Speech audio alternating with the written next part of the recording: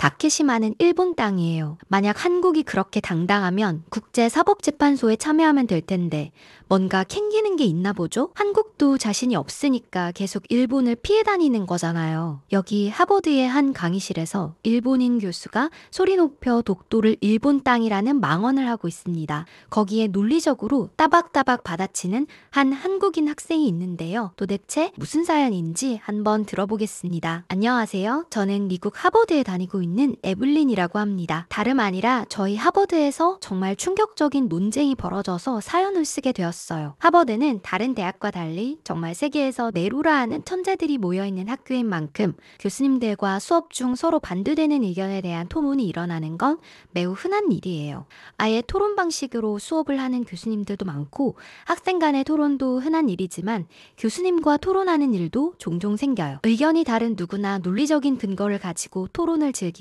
서로 생각을 존중해주죠. 그런데 그 수업 시간만큼은 토론이라고 보기 어려운 원색적인 비난과 일방적인 주장에 다들 경악한 일이 있었습니다. 정말 수준 이하였기 때문에 하버드의 명성에 억지를 한 날이라고 생각했죠. 오늘은 그 일을 한번 써보려고 합니다. 우선 제 이야기부터 좀 해야 할 것 같아요. 하버드는 모두에게 꿈의 대학인 만큼 제게도 어렸을 적부터 꼭 가고 싶었던 대학이에요. 저희 부모님은 두 분 다 아이비리그 출신으로 엄마는 커피 브랜드 S에서 경영 전략팀을 맡고 계시고 아빠는 M사에서 제품 개발을 연구하고 계시죠. 두 분 모두 아이비리그 출신에다 미국에서 대표적인 F&B 회사에 근무하고 계시기 때문에 그 업계에서는 나름 유명한 편이세요. 더군다나 식음료를 개발하는 부모님 밑에서 저도 늘 맛있는 걸 많이 먹으러 다니기도 했고 신제품을 가장 먼저 테스트해보기도 했죠. 그래서 자연스럽게 부모님과 같은 일을 하고 싶다는 꿈을 가지고 있었습니다. 덕분에 공부도 열심히 하게 됐고 기왕이면 부모님보다 더 좋은 대학을 가고 싶은 욕심에 하버드를 목표로 죽기 살기로 공부했습니다. 그때는 제 유일한 탈출구가 소설이었어요. 사실 부모님께서 워낙 책벌레셔서 저도 어렸을 적부터 책 읽는 걸 무척 좋아했고 그 덕에 공부에도 흥미가 빨리 붙었던 것 같아요. 그런데 아무래도 공부를 하다 보면 다른 취미를 즐길 시간이 없었죠. 오죽하면 친구 만나는 시간까지 아껴 공부했기 때문에 쉬는 시간엔 오로지 소설을 읽는 것만이 제 유일한 탈출구였어요. 그 중에서도 저는 특히 일본 소설을 정말 좋아해요. 그 특유의 건조하고 간결한 문체를 좋아하거든요. 처음에 일본 소설을 접했을 땐 이름이 너무 어려워 종이에 하나하나 이름을 적어가며 읽기도 했어요. 그러다가 제가 본격적으로 일본 소설에 빠진 건 전부 하루키 때문이에요. 무라카미 하루키의 상실의 시대를 읽고 나서 저는 큰 충격에 빠졌고 몇 번을 반복해서 읽었나 몰라요. 하루키는 워낙 세계적인 작가로 일본 소설이 가진 한계를 뛰어넘는다고 생각하기 때문에 일본 작가라는 한계에 가두긴 너무 아쉽지만 아무튼 하루키 때문에 본격적으로 일본 소설에 빠져버렸죠. 그래서 언젠가는 아르바이트로 돈을 벌어 하루키의 책 속에 나와 있는 일본의 장소들을 직접 가보는 게 제 목표 중 하나예요. 그렇게 짬짬이 일본 소설을 읽어가며 밤낮 없이 공부한 덕에 하버드에 합격할 수 있었죠. 제가 대학에 와서 가장 좋았던 게 드디어 마음껏 일본 소설을 읽을 수 있다는 점이었죠. 그러던 어느 날 저는 우연히 학교 게시판을 보다가 제 눈길을 확 빼앗은 종이를 한 장 보았습니다. 바로 일본 문화교류 모임을 하고 싶은 학생을 모은다는 글이었죠. 일본 문화를 좋아하는 친구들과 함께 모일 수 있다니 정말 설레더라고요. 저는 바로 입회 신청을 했고 처음 모임에 나가게 되었습니다. 일본 학생들이 우선 굉장히 많았고 종종 저처럼 외국인 학생들도 있었어요. 나중에 알게 되었지만 하버드에 있는 일본인 학생들은 거의 다 의무적으로 가입을 해야 한다고 했어요. 저는 자기소개를 할 때 하루키를 굉장히 좋아해서 가입하게 되었다고 말했습니다. 그러자 쉬는 시간에 한 남학생이 다가와 제게 말을 걸었죠. 자기도 하루키를 정말 좋아한다고 하루키 소설 속에 나왔던 장소들을 가봤다며 막 사진을 보여줬어요. 저는 제가 너무 가고 싶었던 장소였기 때문에 그 학생의 휴대폰에 빠져들 수밖에 없었습니다. 그 애는 저와 같은 1학년인 료타라는 남학생이었고 우리는 하루키를 계기로 굉장히 친해졌습니다. 그날부터 료타와 료타의 일본인 친구들과 종종 밥도 먹고 놀러도 다녔어요. 순식간에 굉장히 가까워졌죠. 료타는 다른 일본 문학이나 영화도 추천해주며 같이 보자는 얘기도 많이 했어요. 그래서 저는 한동안 료타를 만나면서 일본 컨텐츠에 완전히 빠져살게 되었죠. 그러던 어느 날 같은 고등학교에 다녔던 샬롯이 오랜만에 만나자고 얘기했고 그날은 샬롯과 시간을 보냈습니다. 샬롯은 요새 뭐하고 다니냐면서 왜 이렇게 얼굴 보기가 어렵냐고 했어요. 샬롯의 말을 듣고 생각해봤더니 요샌 주로 거의 일본 친구들하고만 다녔던 것 같다는 생각이 들더라고요. 아무튼 샬롯은 하버드에서 레드클리프라는 오케스트라 동아리를 다니는데 얼마 전 동아리 수학여행으로 한국에 다녀왔거든요. 저는 너무 궁금해서 어땠냐고 물어봤죠. 그러자 샬롯은 한동안 말을 하지 못했습니다. 도대체 하나하나 다 너무 좋아서 뭐부터 말해야 할지 모르겠다며 한국 얘기를 하자면 오늘 밤을 다 샐지도 모른다고 했어요. 저는 샬롯이 찍어온 사진들을 보며 한국이라는 곳이 이렇게 볼거리도 많고 재밌는 곳이었냐며 감탄했습니다. 샬롯은 보이는 게 다가 아니라며 음식도 진짜 맛있고 한국 사람들도 정말 친절하다고 했죠. 미국에선 절대 느낄 수 없는 감동을 느낄 수 있는 곳이었다며 동아리 애들 모두가 한국 여행에 200% 만족한다고 얘기했어요. 그러고는 한국 여행을 다녀오고 나서 동아리 안에 한국 음식 소모임이 생겼다는 말을 하더라고요. 한국 여행 후에 한식에 빠진 친구들끼리 직접 만들어 먹기도 하고 한식당을 찾아가기도 하는 모임인데 샬롯도 모임 회원이라고 했죠. 다음 주에 삼겹살 파는 곳을 가기로 예약해뒀다며 궁금하면 한번 와볼 거냐고 물어봤습니다. 저는 한국에 대해서라면 BTS나 김밥도 알고 어느 정도는 알고 있다고 생각했는데 샬롯이 보여준 사진들을 보고 한국이라는 곳이 더 궁금해졌고 샬롯의 제안을 수락했어요. 그렇게 샬롯과는 다음 주에 만나기로 했죠. 그 다음날 료타는 어제 도대체 누굴 만났냐고 궁금해하더라고요. 그래서 샬롯 얘기를 하고 다음 주에 삼겹살을 먹으러 가기로 했다고 하니 료타는 표정이 좀 어두워졌어요. 그러고는 왠지 샬롯이 세뇌당한 것 같다며 한국은 실제로는 굉장히 험악한 나라라고 했죠. 한국 사람들 자체가 음침한 면이 있어서 겉으로는 친절해 보여도 속으로는 딴 생각을 하는 사람들이 많다고 했어요. 그리고 서울만 번지르르 하지 막상 다른 도시들은 정말 각쿠되어 있는 곳이 많고 빈집들이 많다고 하더라고요. 저는 늘 한국에 대해 좋은 얘기만 듣다가 료타 얘기를 들으니 좀 이상했지만 료타가 거짓말을 할 거라는 생각은 꿈에도 하지 않았죠. 그렇게 샬롯과 약속한 날이 다가왔고 한국 음식 소모임에 참석했어요. 그런데 제가 그 모임에 참석하고 굉장히 놀란 점이 하나 있어요. 일본 문화교류 모임과는 뭔가 판이하게 다른 모습이었죠. 한국 음식 소모임에는 거의 외국인 친구들 뿐이었어요. 진짜 한국 음식에 관심이 많은 외국 친구들이 자발적으로 만든 모임이어서 그런지 한국인은 정말 소수였죠. 샬롯은 아직 홍보를 안 해서 한국인 친구들도 아마 잘 모를 거라며 지금도 인원이 너무 많아서 고민이라고 했습니다. 아마 학교 게시판에 홍보하면 사람이 너무 많아져 관리가 어려울 것 같아서 아는 친구들만 아름아름 가입할 수 있다고 했어요. 조금 더 많아지면 아마 당분간 신입 회원은 안 받을 것 같다고 했죠. 다들 이렇게까지 한국 음식에 관심이 많다니 저는 솔직히 놀랐습니다. 그리고 얼마나 맛있길래 다들 이렇게 열정적인지 궁금하기까지 했죠. 샬롯과 함께 다운타운에 있는 한 한식당을 찾아갔고 모임에서 단체 예약을 해둔 덕에 2층을 통째로 쓸 수 있었죠. 저는 한국 음식을 접해본 적이 거의 없고 약간 낯설어서 친구들이 어떻게 하나 유심히 살펴봤습니다. 그런데 좀 특이한 점이 있었어요. 고기를 가위로 자르지 뭐예요? 고기는 보통 칼로 썰어 먹는 거 아닌가 했는데 불판 위에 올린 고기를 가위로 척척 자르는 게 정말 신기했어요. 샬롯은 자기도 처음엔 좀 신기했다고 하면서 근데 이 방법이 훨씬 편한 것 같다며 저보고도 해보라고 했죠. 재밌어 보여서 저도 따라해봤더니 과연 칼로 써는 것보다 훨씬 편하더라고요. 한국 사람들은 이런 방법을 어떻게 알아냈을까 정말 영특하다고 생각했습니다. 친구들은 각자 저마다의 방법으로 삼겹살을 즐겼어요. 상추나 쌈무에 싸먹거나 쌈장이나 참기름장에 찍어 먹기도 했죠. 김치와 함께 먹거나 같이 나온 장아찌에 먹는 친구들도 있었습니다. 삼겹살 하나를 어떻게 이렇게 다양하게 즐길 수 있는지 하나하나 해보는 재미도 있었어요. 저도 친구들을 따라서 다양한 방법으로 먹어봤죠. 김치도 먹어봤는데 살짝 매콤하고 아삭한 게 삼겹살과 궁합이 정말 좋았습니다. 제 입에는 상추와 김치와 고기를 넣고 먹는 게 제일 잘 맞더라고요. 처음 먹어보는 삼겹살이었지만 정말 맛있고 재밌어서 매주 오고 싶은 생각까지 들었죠. 샬롯에게 다음 주는 뭘 먹으러 가냐고 물었더니 다음 주는 라면 파티를 하는데 라면을 먹고 난 다음 특별히 오징어 게임 시즌1을 몰아보는 행사를 한다고 했어요. 곧 시즌2가 나오기 때문에 그 전에 한번 복습한다고 했죠. 저는 무슨 드라마를 복습까지 하냐고 물어봤더니 샬롯은 황당한 표정을 지었어요. 한국 드라마는 그냥 만들어진 게 아니라 곳곳에 힌트와 은유가 숨겨져 있어 해석하기에 따라 이야기가 더 재밌다고 했습니다. 그러곤 인터넷에 오징어 게임 해석을 유튜브로 검색해서 보여주는데 저마다 유튜버들이 올린 드라마 속 숨은 의미를 찾는 영상들이 가득했습니다. 그리고 그날은 밤새 이루어지는 행사라 샬롯의 집에서 모두 잠옷을 입고 모인다고 덧붙였어요.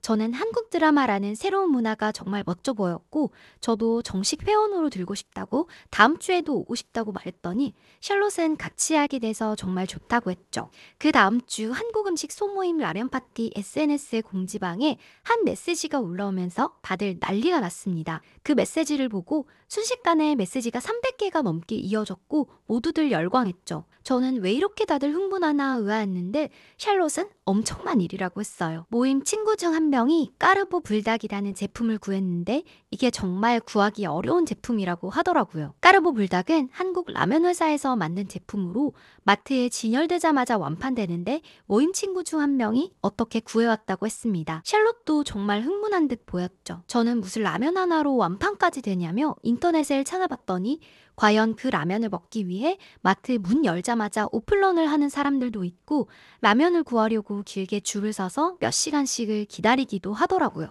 유튜버들은 까르보 불닭 제품을 구했다고 호들갑을 떠는 영상들도 많았죠. 다들 이렇게 열광하니 괜스레 저도 덩달아 궁금해지더라고요. 드디어 라면 파티 당일 다들 약속 시간보다 훨씬 일찍 와서 까르보 불닭을 어떻게 구했냐며 서로 얘기를 하고 있었습니다. 그 제품을 구한 친구는 거의 영웅 대접을 받았죠. 그렇게 모두의 기대 속에 라면을 끓이고 한 입 먹는데 저는 깜짝 놀랐어요. 생각보다 너무 매워서 앞에 있는 우유를 들이부었죠. 근데 그 묘한 맛이 계속 생각나서 자꾸 손이 갔어요. 모임 친구들은 이미 한국의 매운맛에 어느 정도 익숙한지 우유 없이 먹는 친구들도 많더라고요. 다들 진짜 맛있다며 조금밖에 못 먹는 게 아쉽다고 다음엔 꼭 여러 봉지 구해서 많이 끓여 먹고 싶다고 너도 나도 난리였어요. 저는 그 라면 맛에 감탄해 라면 봉지를 유심히 봤죠. S기업이라는 이름이 적혀 있었고 제 마음속에 깊이 각인되었습니다. 모두들 한국 라면의 환상적인 맛에 반한 다음 거실로 335 모였습니다. 그리고는 샬롯이 꺼낸 빔 프로젝터로 오징어 게임 시즌1의 첫 화를 같이 보게 되었죠. 저는 오징어 게임을 보고 망치로 한 대 세게 얻어 맞은 것 같았어요. 이렇게 재밌을 수 있다고 깜짝 놀랐죠. 숨막히는 이야기 전개와 화면을 가득 채우는 긴장감에 눈을 뗄 수가 없었습니다. 밤새 오징어 게임 시즌1을 몰아보고 나서 저는 충격에 휩싸였죠. 그리고 저는 그때부터 한국 콘텐츠에 푹 빠져버렸습니다. 그래서 일본 문화 교류 모임보다는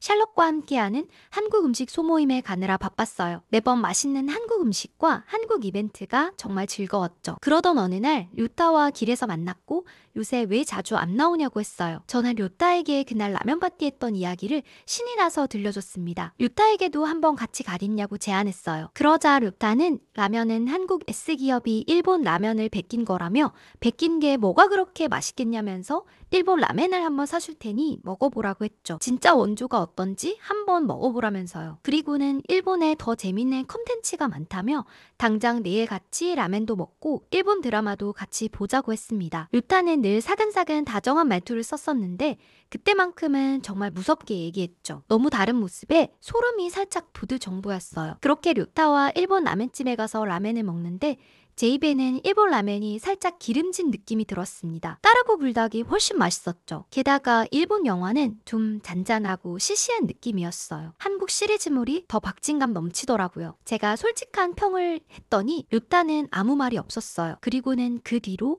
저를 볼 때마다 묘하게 피해 다니는 눈치였습니다. 인사를 하려고 해도 받아주지 않고 삑하고 돌아서는 일이 잦았죠. 신경 쓰였지만 뭐라 해명할 기회도 주지 않고 피하는 통에 저도 어쩔 수 없다 생각하고는 한동안 료타와 멀어졌어요. 그러다 제가 진짜 소름 돋았던 일이 있었는데 바로 영화 파묘 때문이었습니다. 파묘가 미국에서 개봉을 하고 한참 흥행했을 때 한국 음식 모임 친구들과 함께 영화를 보러 갔죠. 그런데 저는 영화를 보는 내내 정말 소름 끼쳤습니다. 물론 영화도 공포스러워서 무서웠던 것도 있지만 제가 일본 문화를 접하면서 알게 된 내용과는 전혀 달랐기 때문이죠. 제가 봤던 일본 소설이나 일본 문화교류 모임에서 봤던 영화들은 일본이 한국의 근대화를 돕기 위해 도와줬다는 내용이 대부분이었어요. 한국을 도와주는 선한 일본인들을 테러하고 오해하는 한국인들이 있었지만 대부분의 한국인들은 좋아했다고 했죠. 그런데 제가 파묘를 보고 나서 알게 된 일제강점기 시절 한국의 모습이라든가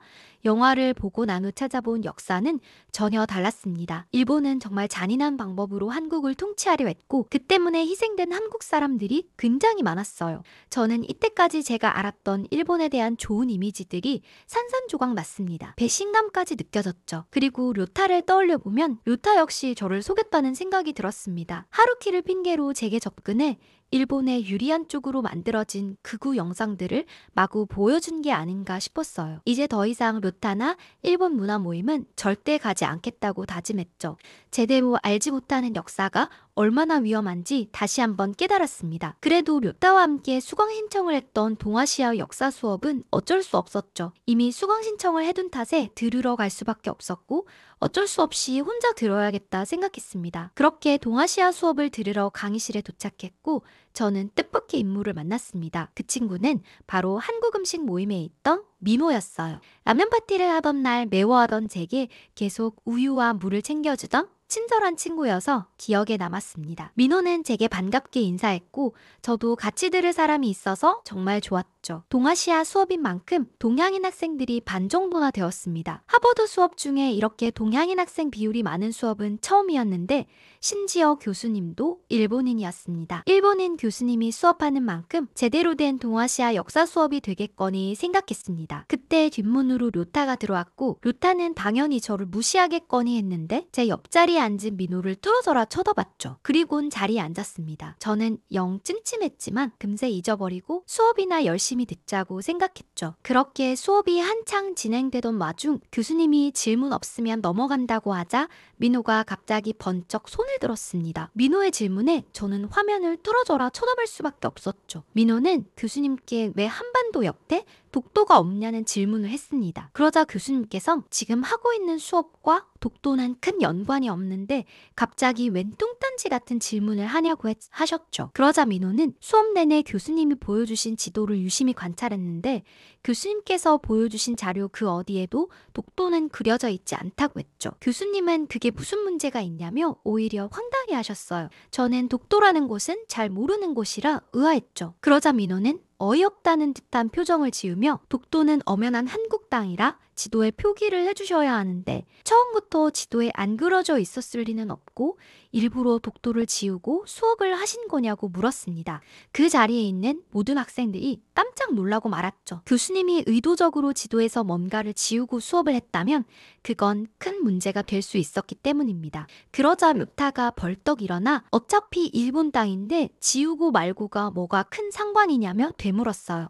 그러자 갑자기 교수님께선 표정이 싹 바뀌시며 어디서 무례한 질문을 하냐고 했어요. 그러곤 독도는 일본이 먼저 그 존재를 인식했으며 17세기에 이미 다케시마 영유권을 확보한 엄연한 일본 땅이라고 했죠. 그러자 민호는 교수님께서 잘못 알고 계신 것 같다고 한국은 이미 17세기 이전 즉 삼국시대 때 신라라는 나라에서 당시 이름인 우산국을 정벌한 역사가 있고 기록에 남겨져 있다고 했죠. 그 이후 편찬된 조선시대 세종실록 지리지를 보면 그때까지도 독도는 여전히 한국 땅이었다는 사실을 알 수 있다고 했습니다. 오히려 일본의 지도인 개정 일본 여진오정 전도라는 곳에서도 일본 경계선 밖에 독도가 있다는 걸 알 수 있다고 했죠. 이것뿐 아니라 일본 스스로 독도를 영토로 보지 않았다는 자료는 더 있다고 했어요.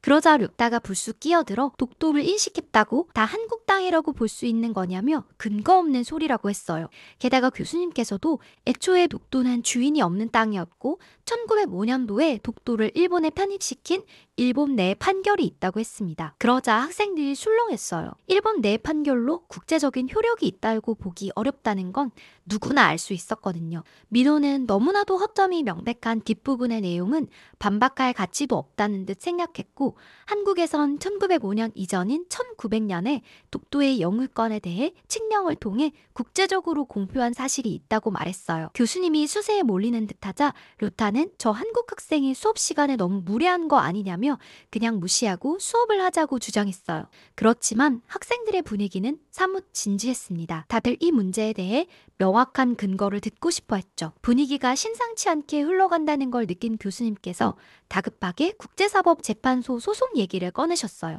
이걸 국제사법재판소에서 판결하도록 판결을 받으면 될 텐데 한국 측에서 그걸 거부했다고 했습니다. 이게 오히려 독도의 영유권에 대한 자신이 없었기 때문이 아니냐고 했죠. 그러자 민호는 교수님이 일본 사람인데 일본 사람인 걸 굳이 법정에서 증명할 필요가 있냐고 되물었죠. 애초에 독도는 우리 땅인데 왜 그걸 일본 소송을 받아들여 증명해야 하냐고 했습니다. 당당하게 말하는 민호의 태도가 정말 멋있었습니다. 교수님은 당황스러운 듯 주머니에서 손수건을 꺼내 땀을 닦으셨죠. 애초에 당당하면 재판을 받으면 될 텐데 계속 피해 다니는 한국을 이해할 수 없다며 중얼거리셨어요. 그렇지만 모두들 민호의 논리적인 주장에 설득당했죠. 거기에 민호는 쓰기를 박았습니다. 일본의 말도 안 되는 독도 영유권 주장과 그로 인한 무수한 로비 때문에 한국의 독도가 일본 땅이라 표기되어 있거나 한국의 동해가 일본의 바다라 표시되어 있는 일들이 너무 많다며 교수님께서 학자라면 학자의 양심을 가지고 있는 그대로의 역사를 학생들에게 가르쳐 주셔야 하는 거 아니냐고 했습니다. 그리고 오늘 수업 시간에 왜곡된 지도로 수업을 하신 것에 대해 학교 측에 정식으로 이의 제기를 할 예정이라고 했죠. 그러자 교수님은 잔뜩 화가 나셨는지 학생이면 학생답게 예의를 갖춰 질문해야지 어디 수업 시간에 이런 식으로 방해를 하냐며 F 받을 각오하라고 하시곤 기분 나빠서 오늘 수업 더 못한다며 강의실을 휙 나가버리셨어요. 교수님이 나가자마자 모두들 민호를 쳐다봤죠. 교수님을 논리로 이겨버린 민호가 대단하다고 생각했어요. 저는 민호에게 어떻게 그렇게 잘 알고 있냐며 역사가 전공이냐고 물었습니다. 민호는 자기는 IT 계열이라며 역사와는 완전 거리가 멀다고 했어요. 그러면서 우리나라 역사라면 스스로 알아야 된다고 했어요. 해외에 나가서 공부하고 있는 만큼 내 자신이 한 명의 외교관이라고 생각하고 있다고 했죠. 자기의 행동 하나 말 하나가 한국 이미지에 영향을 끼칠 거라면서요. 그리고 한국 역사는 중국이나 일본이 워낙 왜곡하는 일이 많아서 이런 일이 있을 때 제대로 알려야 다른 유학생 친구들이 올바른 한국사를 알 수 있지 않겠냐고 덧붙였어요. 저는 민호가 정말 멋있다고 생각했습니다. 진정 자신의 나라를 사랑하는 학생이라고 생각했죠. 그리고 료타에게 들었던 라멘 얘기가 궁금해서 민호에게 물었어요. 료타 말로는 한국 라면이 일본 라멘을 베껴서 만든 거라 본데 그게 진짜냐고 얘기했죠. 그러자 민호는 열받아서 그렇게 생각할 수도 있겠네 하며 박장대소를 했습니다. 요즘 미국에서 한창 핫한 불닭볶음면을 만든 S기업이 1960년대 일본의 라면 원조인 엔사에 기술을 전수받으려 했지만 거절당했다고 했어요. 이후 엔사의 경쟁사인 일본 M사의 도움을 받아 한국 최초 인스턴트 라면이 나왔다고 했죠. 그런데 최근에는 기술 전수를 거절했던 그 엔사가 오히려 한국 S사의 제품을 패키지나 설명까지 똑같이 베낀 제품을 내놨다고 했어요. 일본의 라면 원조 회사가 한국 제품을 베끼는 중이라고 얘기했죠. 저는 한국의 그런 어마어마한 기술력이나 아이디어는 도대체 어디에서 나오는 거냐며 감탄했고 민호는 한국 사람들은 다들 근성이 있다며 한다면 하는 민족이라고 설명했습니다. 그렇게 저는 한국에 대해 더 빠져들게 되었고 제 꿈도 좀 바뀌었습니다. 저는 당연히 부모님처럼 미국의 식음료 회사에 취직하려고 했는데 불닭볶음면을 만드는 한국 회사에 취직하고 싶어졌어요. 이런 혁신적인 제품을 만드는 곳에서 일해보고 싶다는 생각이 들었거든요. 아참, 그리고 민호가 왜곡된 자료로 수업을 했던 교수님을 학교에 이의 제기했고 교수님은 현재 감사를 받고 계세요. 민호의 해박한 역사 지식이 아니었다면 저나 그 수업을 듣는 학생들은 잘못된 역사를 배우고 넘어갔겠죠? 자신의 나라에 대해 사랑이 가득한 민호를 보면서 저도 배울 점이 참 많다고 느끼고 있습니다. 한국인들은 정말 멋진 것 같아요. 이만 저는 공부하러 갈게요. 얼른 졸업해서 또 다른 맛의 불닭볶음면을 출시해보고 싶네요. 오늘 사연 어떻게 들으셨나요? 일본의 밑도 끝도 없는 독도 소유권 주장으로 머리가 지끈거리는데 우리 한국 학생 민호의 사이다 발언으로 속이 시원해졌습니다. 다음에도 속이 뻥 뚫리는 시원한 사연으로 돌아오겠습니다. 참 구독, 좋아요 해주셨죠? 끝까지 들어주셔서 감사합니다. 이상 감동필름 한지은이었습니다.